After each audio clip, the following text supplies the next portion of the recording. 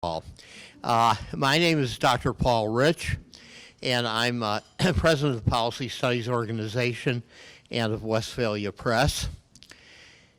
I see a couple familiar faces who were here on world food production. I'm glad your food interests extend to criminology. We want you to be comfortable today. If there is anything that we can do to make you more comfortable, you should tell us. Your programs have a map of this historic house, where the washrooms are, where the elevators are, where the breakout sessions will be. A word about this house. It's one of the very most historic in Washington, and it is full of artifacts from the past, although our topic today is very, very contemporary. It was the favorite place of Eleanor Roosevelt. And in one of the rooms we're using today, Mrs. Roosevelt, which is called the library, Mrs. Roosevelt used to hold court. She'd come here to escape, I guess, Franklin, and had tea upstairs every day. And rather sadly, this is where she learned that he had passed away at Warm Springs when she was at her usual morning, I was going to say seance or whatever, but people would get her opinions. Our speaker today certainly is distinguished in a dozen different ways. He holds teaching appointments at a variety of universities. I will say, he would never say it, but he is always considered to be one of the most significant thinkers in France.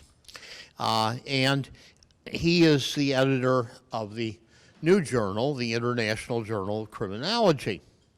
And if you have any ideas, any manuscripts, any friends who have a manuscript, I'm sure he would be delighted to have it.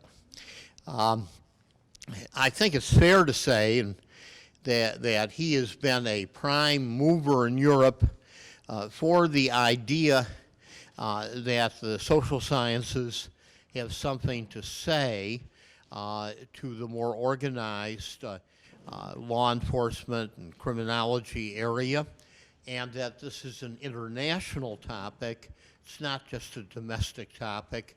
Never was, but we realize now that it's an international topic. So you really are pioneers in an effort to make this more a subject of university study and more a concern to be approached in an organized way. I'm particularly pleased to have people from the West Indies here, place many of us delight in and know for its vast cultural significance in this country. I always remind people that Colin Powell is a product of the West Indies background and one of our great leaders. I'm glad to call him a friend, great mind. So without more ado, I'm going to introduce Alan to sort of set the note. I want to mention to you that we reach out through videos to the American educational community. I was telling Alan earlier that we, please come in, have some coffee and join us. We tried having people just speak, and there was nobody in the audience. And the reviewer said, well, it would help if there was an audience, so you're the help. And these are widely used in curriculum throughout the country and world. And if you look at our website, you will see that we're very, very interested in extending helps to the teaching community about the general subject of criminology. Delighted to have you here. Now you will enlighten us. Thank you very much. Welcome to all of you. I will not reintroduce myself because Paul was nice enough not to give you my necrology which is always better to hear when you are alive because you can correct it than when you are dead. But I'm a professor at the National Conservatory of Arts and Crafts in Paris, at the University of Fudan in Shanghai, and John G. College of Criminal Justice, just near here in New York, and the University of Beijing, most of it about crime, criminology, terrorism, and counterterrorism, and sometimes a little bit about how intelligence can handle criminal activities, which is a very specific way of rethinking intelligence. I'm happy to be here first because the weather is great, the place is nice, and for those of you who went to the baseball game yesterday, thanks for sleeping at the stadium and waiting for the metro to be back to join us this morning. It seems to have been a very, very interesting game. Second, of course, French people, when exported, especially French academics, are a little strange. They are supposed to be arrogant, contemptuous. What you say in the US is sophisticated, which after a while I understand was not specifically a compliment. So of course we try to adapt, and we are under medication given by Paul since yesterday to behave a little better than usual. So I hope you will survive this quick presentation. Criminology is supposed to be the science of crime. It may be surprising that I begin by telling you that because it's not obvious and it's not consensual. There is still part of the world where criminology is forbidden, where it's supposed to be only penal law, where it's supposed to be just a small technique like DNA only, or just psychology only, or excuse only, which is always a subject in the field to know if criminology is there to explain, understand, or excuse. In my point of view, criminology is there to explain the relation between one or some criminals, one or some victims, and circumstances, which means understanding every point of view on how to understand what happened, and specifically modus operandi and explanation, because there is always an explanation, one you like, one you don't like, but one you need to learn and understand. So in France, as surprising it may be, because we are the country who invented criminology with Italy, I am the only one professor of criminology, one and only. I have a monopoly in the science, which I thought was only existing in old Russia, I mean Soviet Union. So as a member of a protected species, I don't know if I am disappearing or appearing. It's under negotiation at the moment. I'm just trying to make this conference being the most open possible. If you look at the program of the conference, it looks like everything is there. It's very diverse because we wanted it to be. If you go on a good old criminology conference, you have one point of view, one line, and one thing. We don't do that. It's not our point of view. Our point of view is every point of view needs to be discussed. Then we agree, we disagree, we try to improve, we rebut, but we have the opportunity to discuss it. And because my science is appearing in my country, we are not yet on a very monopoly point of view. We don't want to hear only one sound. We want to hear every sound. Maybe it will be a little cacophonic, maybe it will be more symphonic, but anyways, we will hear everybody, and we try to have everybody able to be here as long as they do it in an academic way, not just a propaganda meeting. I first want to thank Paul for making it possible. Danielle, Frankie, and you here and you there, because this is how we imagine doing something that is open-minded and open. So what we decide is to use what Émile Durkheim, which is French but the founder of the modern criminology, said. Criminology is a number of facts can be observed, all with the external characteristics that once accomplished, they provoke this particular reaction from society known as punishment. We make of them a group sui generis, on which we impose a common rubric. We call any punished act a crime, and make crime thus define the focus of a dedicated science, criminology. This is how we will try to make this conference go this year, and because Paul is optimistic, next year on October 20th, 2017, here, and who knows afterwards somewhere else like Colorado Springs, because I live there, or Paris, because I'm sure you will all be happy to see this marvelous city. My introduction is about a book I wrote 2 years ago, which was called Who is the Enemy? So I decided to call it Who is the Enemy Season 2. Terrorism. Terrorism as a UFO, a unidentified fighting object.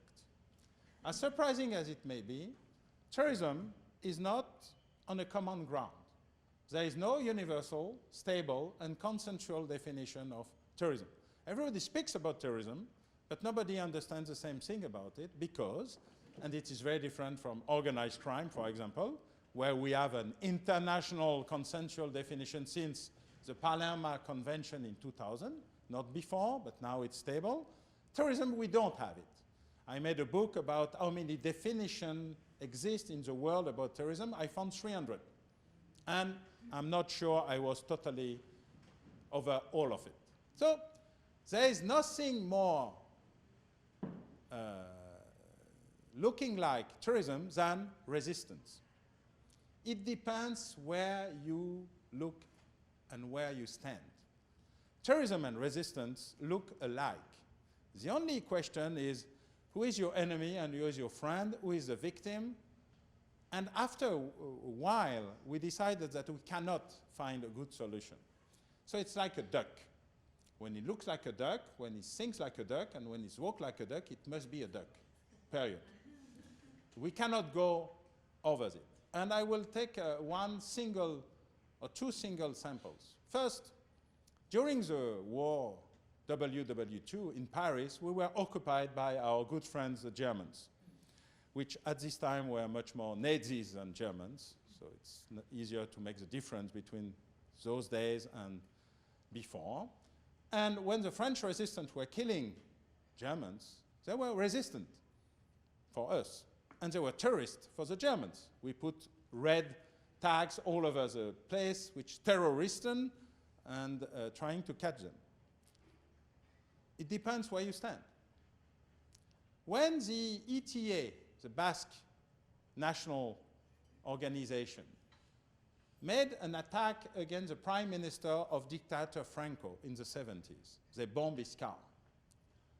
All Democrats of the world were happy, clapping, cheering. It was a bad prime minister from a bad dictator. It was resistance, Democrats, and they tried to get over a dictatorship. When in the end of the 70s, the same ETA with the same bomb attacked a police station in the Basque region, cheering was a little less enthusiastic. First, because democracy was there. The Basque National Party was able to gain local elections. But we understood the necessity of the Basque people to express that they want independence. When the same ETA with the same bomb attacked a mall in Barcelona, no cheering, no clapping, because the victims were not okay. What changed between the way we call terrorism or not terrorism is not the mean, it's not the signature, it's not the organization, it's a target. Of course, this is easy because you are all understanding what I said, and I choose a perfect sample that nobody will argue. Of course, if I do the same thing in Israel in front of the army staff about Palestinians, I get a little less popular. Because what is a legitimate target for the Israeli people in the occupied territories? And you understand that with this definition, criminologists have the ability to piss off almost everybody, which means they must be right. So we need to define the subject of what we say. And the big thing is that terrorism is an unstable concept. The French invented it because it was state against opponents terrorism. It was state terrorism against, in the French Revolution, against the people who wanted monarchy. It was legitimate because it was for the revolution. So we cut heads. By the way, we did not invent cutting heads, but we were those who cut more heads at this time. And we were supposed to be sophisticated and modern. Afterwards, the opponent tried to terrorize the state.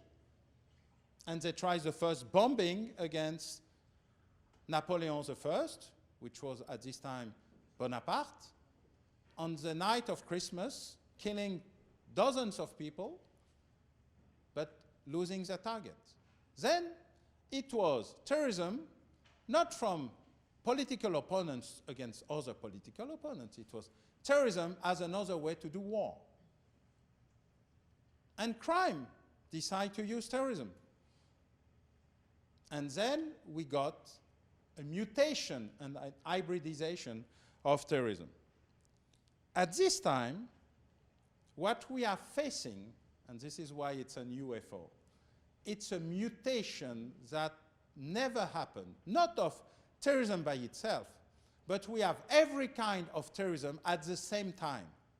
We went from a la menu terrorism, you cannot choose, to a la carte terrorism, you have everything.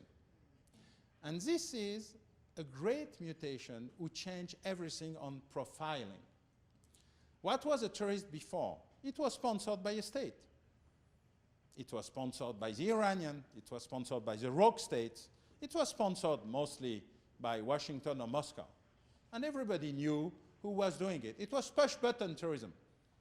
One or the other superpower was able to make it happen, pause it, stop it. And it was even clear that we have a communication system on terrorism. You knew what was really what you were doing. You have a signature system. You have a control system. You have even the phone call to make you evacuate the future targets just to blow the building with less casualty as possible.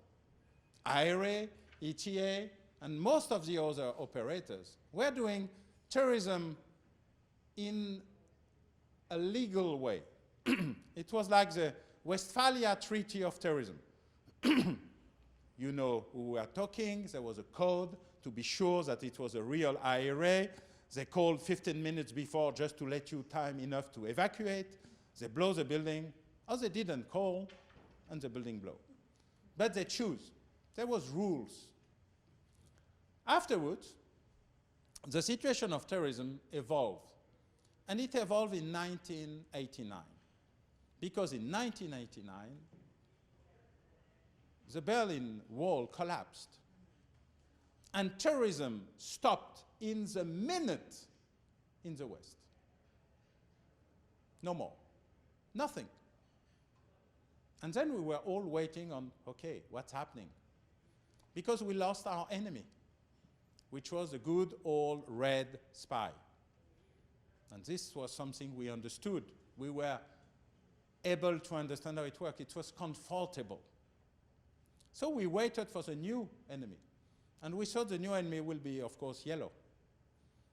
And of course, nothing works the way we wanted it to work, because the new enemy was something totally new. I mean, not totally new because it was new, totally new because it was unexpected.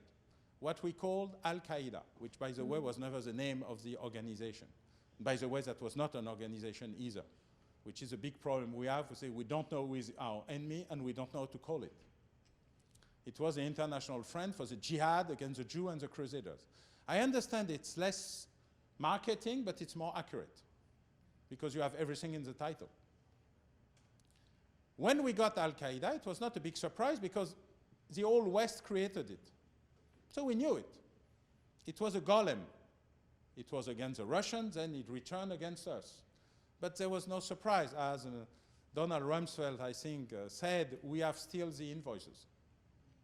The big problem is Al-Qaeda create hyper-terrorism, a way that armed a lot the US, London, Madrid, and they totally failed in France. They tried. Why? Because we knew them. We were not surprised. There was a good old people we have in our mind. When were we surprised? We were surprised in 1985 and in 1996. 1985, because for the first time, Iran decided to bomb Paris. For just one reason: give me back my billion francs from your nuclear program. As surprising it may be, Iran wanted to stop to be part of the nuclear program and to have their money back, which is, as you can imagine, a little surprising when you see what happened afterwards. So they bombed Paris to get their money back, which is a way to get money, a little strange, but efficient. In 1996, we got something totally new, because we experiment everything in France. We love to experiment tourism. Then we export it. But at this time, we experiment the first hybrid, Khaled-Kelkal. Khaled-Kelkal was, for the first time, not a political militant who chose violence. He was a pure criminal, totally criminal. Never went to any political meeting on a mosque, nowhere. And he was recruited by the Algerian Islamic group to be his main operator in France. And he bombed subways and trains. He was killed by the French gendarmerie. But this guy was a total surprise. He was out of any possible profile we had before him. And we decided that this will be the big change. And it was not, because we had to wait until 2012 for the new operation in terrorism, which was Mohamed Merah. We was a copycat of Kelkal, but so long after that we even think we were wrong about it. So we discovered a variety of profiling. Now we have not state-sponsored, they almost disappeared. We don't have a lot more of ETA, IRA, political, national liberation organization. They go to peace or to political elections. It's even right for Colombia, which is very new, but was a part of the deal coming. We have the hybrids that are on the rise, criminal past, not any political past, but changing from criminal activities to tourism for various reasons that I will try to explore with you later. And we have two new categories that were a little surprising. Lumpen tourism, the Marxist way, people that are so dumb that they cannot organize themselves, that go to terror because they want to be somebody. So they just get out from their house, they are not connected to anybody, and they go to make something with their car, with their knife, with their, who knows. And we have a new category that is only existing in France yet, which are the ashamed terrorists. That is totally unexpected. Usually terrorism is about violence and communication. When you suppress communication, why do terrorism? Just stay on the criminal activity, it will be better. So we have three of them. The one that attacked the French high-speed train from Brussels to Paris, the one that killed his boss and cut his head, and the one that killed a lady and tried to attack a church, that say, no, no, no, no, no, we are not terrorists. So the first one say, no, I'm not a terrorist. I was sleeping. When I woke up, I got a Kalashnikov under my pillow. I thought it was a gift from the little mouse, you know, with the teeth, the tooth mouse. So tooth fairy, thank you, tooth fairy. In France, it's a tooth mouse. And so I got the gun and I say, okay, I will go shopping in Paris, so I need some money. So I attack the train to rob it, but I'm not a tourist. I mean, this is not what I invent. It's on the official paper from the judge. The other one said, no, no, no, I am not a tourist. I had an issue, a working issue with my boss. So I had the possibility to go to the judge or to cut his head. I chose Operation 2 because it was faster. And then I said, okay, now what can I do? So I tried to blow myself. And then he committed suicide, which is for a pure Muslim a little strange, because it's not really authorized. And the third one said, no, no, no, I'm not a terrorist. I didn't kill this lady. She was with 12 Kalashnikov. I just tried to help him unload. And I killed her, and I got myself a bullet in my feet, which is real, by the way. So this is strange, because officially, when you are a terrorist, you are proud. Especially when you are a political terrorist. If you arrest a guy from IRA or ETA that was 10,000 miles from the place of the attack, he will say, it's me. First, because it's good for his reputation. Second, it's good for his reputation inside the organization. And third, it may help the real terrorist to escape. You don't say it's not me and I'm not a terrorist, because it has no sense. And you have now another category, which is the terrorists that nobody knows they are terrorists, even the organization they say they belong to. And when you look at how works the caliphate, ISIS, you suddenly discover that there's 3 categories of terrorists in ISIS. The lions of the caliphate, they are employees. They are paid by ISIS, they are sent by ISIS, they have a direct instruction by ISIS to commit an attack. The soldiers of the caliphate, they are subcontractors. They are connected one way or another. They may have a connection which is not precise and not extremely characterized, but they know they exist. And the people, they don't know that exist, but they discover it when they read the news. And this is a very interesting new way to commit terror. Total decentralization of the organization. De-organization.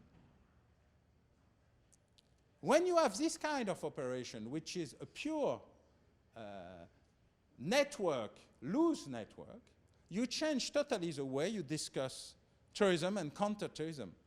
No more profiling, or too many profiles, which means no profile. Another way to look at the system, which is no, there is not a head and a subhead and a pyramid, because it doesn't exist this way. You have a nebula. And when you want to destroy a nebula, you don't kill the head, because even if you kill the head, you don't kill the nebula, because the nebula has no head. Eventually it has a hurt, but you need to change the way you fire.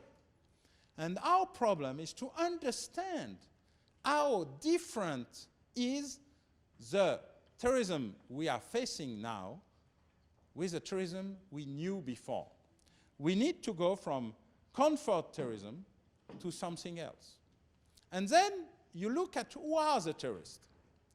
So we have something we cannot do at the moment because we need time and money to make the academic work on talking to the terrorists and trying to understand why they did it. But we have a sample that is 20 years old, which is a British sample. Terrorists that went from Great Britain to do the war in Afghanistan, or Chechnya, or Bosnia. Those people came back. Most of them are British. And they behave a way that we can understand. What do they say?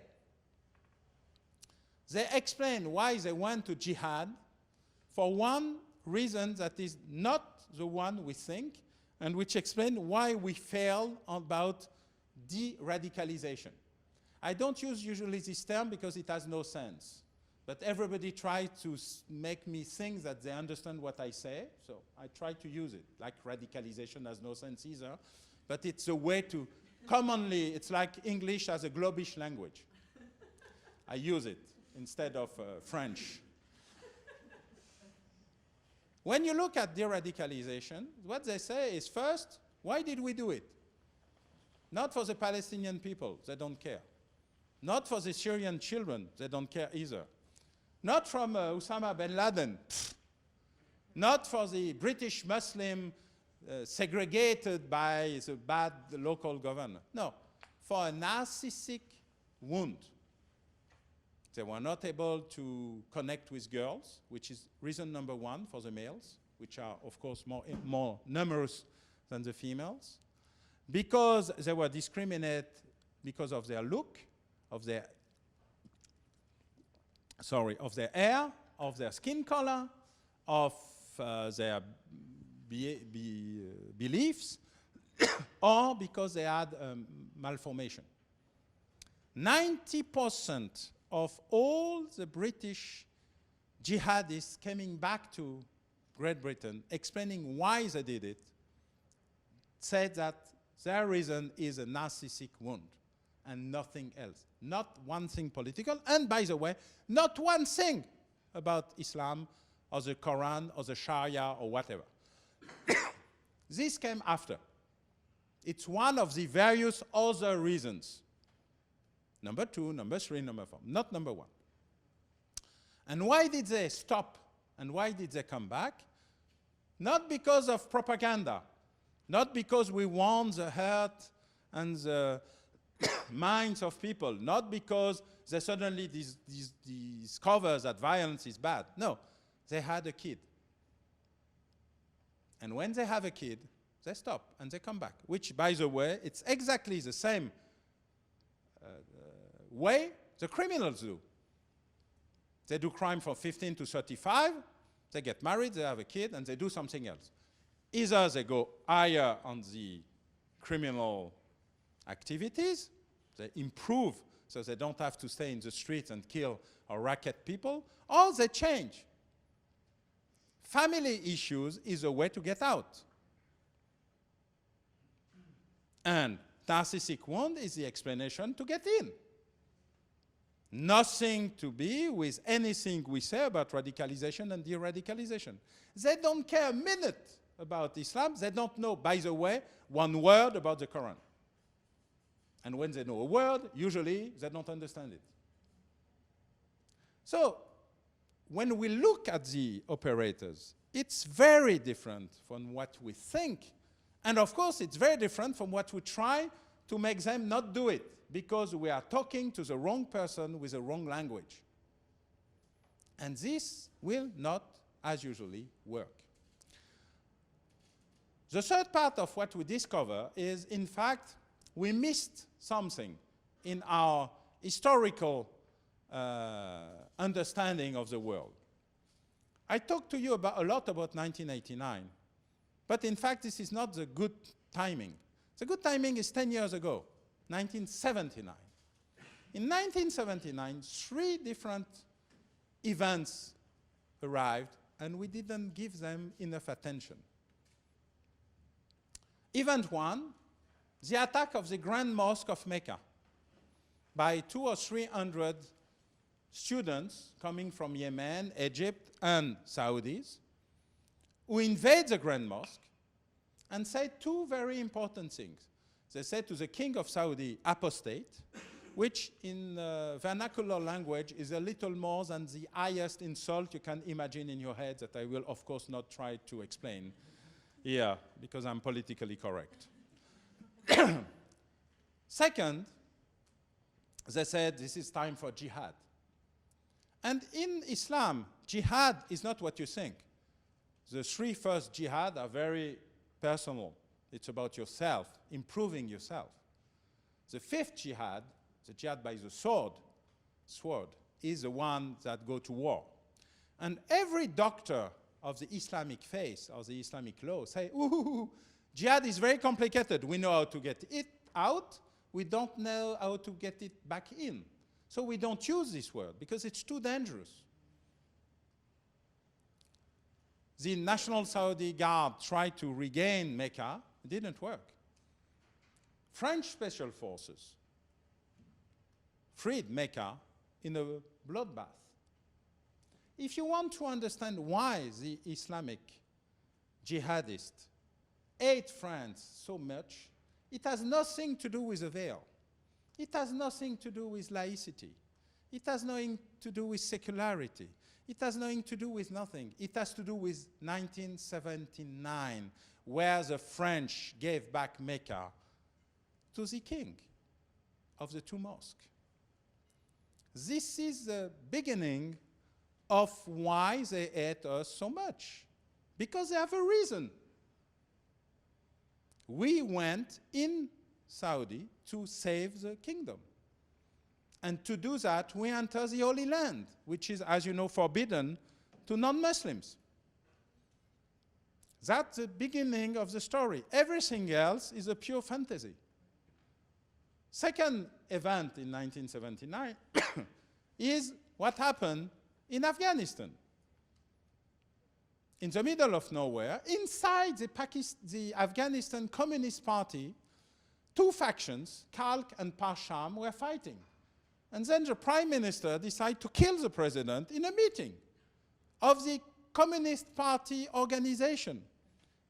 Afghanistan was not a civil war. It was an internal conflict inside the Communist Party, like GOP at worst, if I can say so. Of course, after a while, the thing was so developed that the Red Army entered the country, not because of the civil war inside the Afghan population, but of civil war inside the Communist Party. And this ended in 1989 by the collapse of the wall and the retreat of the Red Army. And the third one was what happened in Iran. For mysterious reasons, the US administration decided that Imam Khomeini was like something like a Christian Democrat, and that he will take and give democracy to Iran, and that it was not very important to let the Shah out. And you know what happened later. The big problem is when you look at those three events, you look at them separately. In fact, they're all connected. And 10 years later, they create the chaos we are in now. First, because we are not talking about Iran. We are talking about the Persian Empire. And when you don't understand what is the history of the empires, you don't understand what's happening there. At this time, the US has three connections in the region. Turkey was creating the wall against the Russian. Iran was protecting the Gulf. And the Saudi were giving oil. Sunni, Shia, Ottomans. Those three empires or kingdoms have their global view on the region. Ottomans, because their empire was huge, even at the internal borders of Europe. Persia, because they went through Greece, so the other way. And the Saudi kingdom, because there was a voice of Islam, because there was a curator of the two mosques. Everybody has an imperialistic background. US were able to make that very stable for a long time. And then, after 1979, it was totally chaotic. When the Shah was driven out, the US went to see the Saudis and said, oh, beginning from now, you are in charge of protecting the Gulf.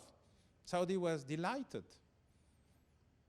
They were replacing Shia, which were their enemies since the beginning of the big split inside the Muslim world. And 20 years after that, suddenly, they hear that it's time for the Persian Empire / Iranian government to come back, have negotiations with the West, and be there like nothing happened. It's not like negotiating a border or a peace treaty. It's like Kabbalah battle number 2. It's a theological issue. One of those we don't understand, because we don't understand tribes, we don't understand faith, and we don't understand history and geography.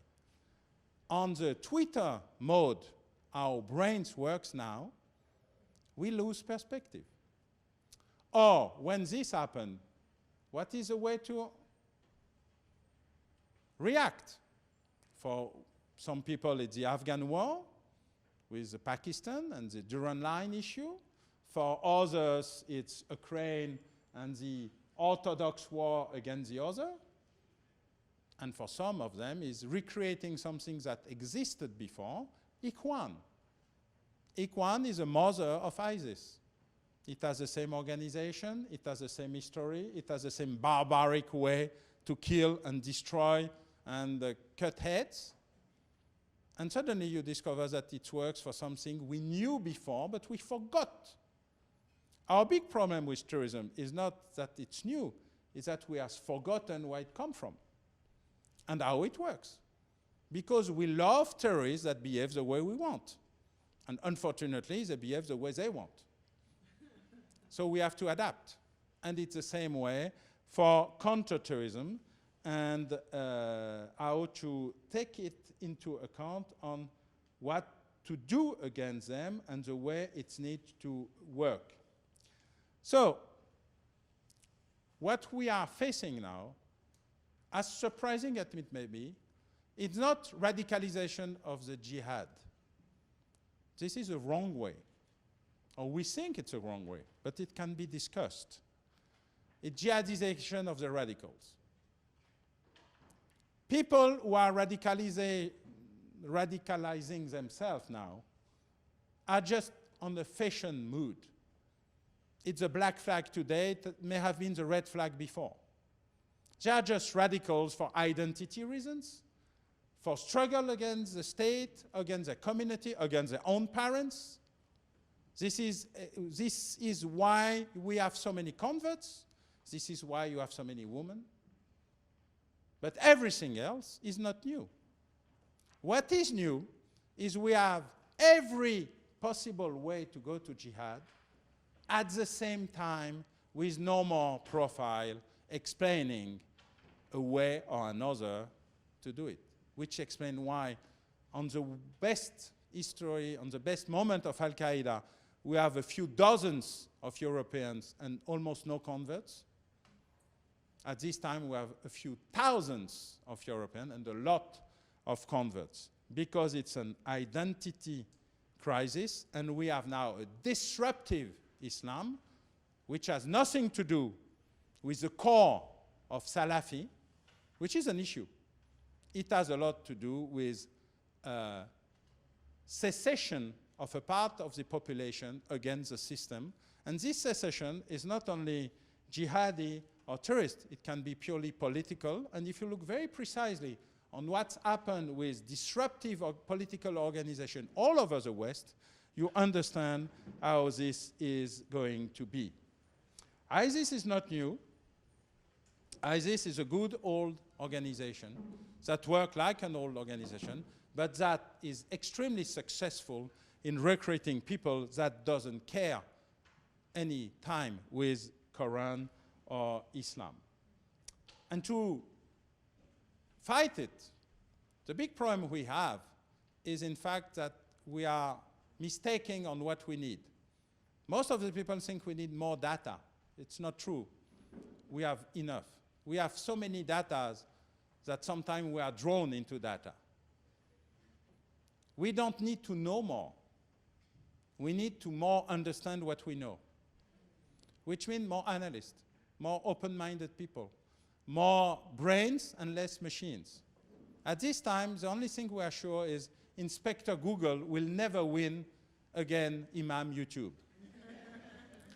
So to correct it, we don't need more ears. We need more brains to connect the ears. At this time, when we want to answer this question, we create more ears, more interception, more intelligence. Why not? If it's connected to something. At this time, we are piling data. We are not analyzing data. And the best way to analyze data is to have open ways with experts, with academics, with people from the ground to understand what's coming in. If you want to understand something about the terrorist crisis we are facing, we just need to remember that what is new is usually what we have forgotten. And to finish by, as usual, I'm sorry, Paul, you heard that before, but I cannot impeach myself to say it. There is only one way to understand crime, and terrorism is just a part of crime, is to do it the Sherlock Holmes way. Because Sherlock Holmes is the leader of our criminology sect. He's the wisdom He said, when you suppress the impossible, what stays, even unbelievable, must be the truth. Our big problem is we understood that for crime, which was usually look at the woman or look at the money. Depends on which century you were. For mysterious reason and terrorism, what's unbelievable is supposed to be impossible. And when you look after any catastrophe in this field, on the retext or the inquiry commission, you discover that first, there was 3 conclusions always the same. First, we knew everything or almost everything. Second, we didn't understand what we knew. The Americans have a very nice way to say it. We did not connect the dots. I love it. Third, it will be nice if it doesn't happen again.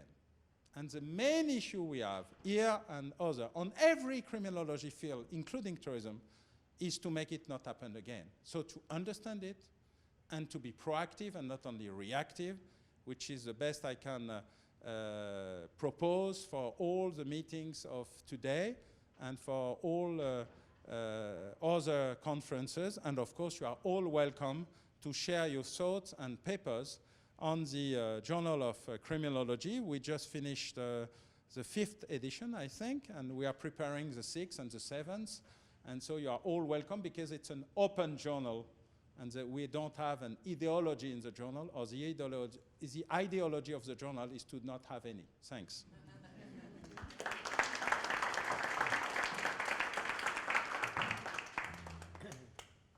I have a former student who is now the police chief in a very small New York town. And she wrote me recently, she said, I never thought any of your courses would be of any possible use to my current job. She said, recently, the Muslim community, some of whom are friends of mine, have built a mosque in our town. She said, I find myself now looking over all my old notes about international affairs and Islam. The whole idea of our meeting today is to enlarge the subject of criminology, make it more an academic topic, to interface with law enforcement, particularly local policing, and set a new beginning to a really rational consideration of what we've all seen in the last few years has been conducted rather irrationally. So we're hoping to bring reason to this topic. You'll notice as you go to these sessions that the PSO sponsors intercollegiate debating, and we sometimes challenge young, accomplished debaters to think about the topic of the panel. They're strictly limited in time. Some of them are national forensic champions here today. So if somebody jumps up and starts debating, you'll know that they're not going to spend the whole hour. They'll sit down after 5 minutes, but they've been looking at the subject of your panels and talks. The other thing is food services all day. It's continuous. We urge you to have a cup of coffee with somebody you don't know. If we can do anything to facilitate, tell us. We're here to oblige. Now, I invite you to go to the panels.